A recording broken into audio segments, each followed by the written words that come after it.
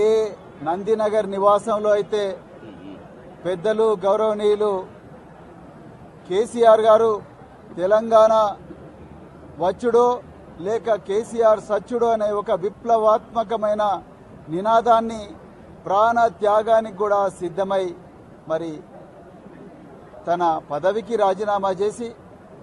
నందినగర్ నివాసమే వేదికగా రాత్రింబవళ్లు ఏ ఇంట్లో అయితే తెలంగాణ మేధావులు, తెలంగాణ ఉద్యమకారులు, తెలంగాణలో ఉండే రకరకాల వర్గాలకు చెందిన ప్రజలతో రాత్రింబవళ్లు సమాలోచనలు జరిపి వాళ్ళ గోసార్థం చేసుకొని రాజ్యాంగబద్ధంగా ఏ ఇంట్లో అయితే తెలంగాణ ఏర్పాటుకు, తెలంగాణ సాధన కోసం ఒక వ్యూహం రచించారో అదే నివాసంలో ఈరోజు తెలంగాణను పట్టపగలే దోచుకుంటున్న దోపిడి దొంగలు కాంగ్రెస్, రేవంత్ రెడ్డి, వాళ్లకు సపోర్ట్ చేస్తున్న బీజేపీ నాయకులు ఏర్పాటు చేసిన కుట్రతో ఏర్పాటు చేసిన సిట్టు పోలీసులు ఇలా కేసీఆర్ గారిని విచారిస్తున్నారు. ఇది తెలంగాణ చరిత్రలో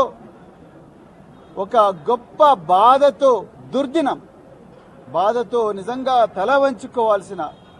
దుర్దినం. నిజంగా తెలంగాణ అంతా కూడా ఈరోజు శోక సముద్రంలో మునిగింది.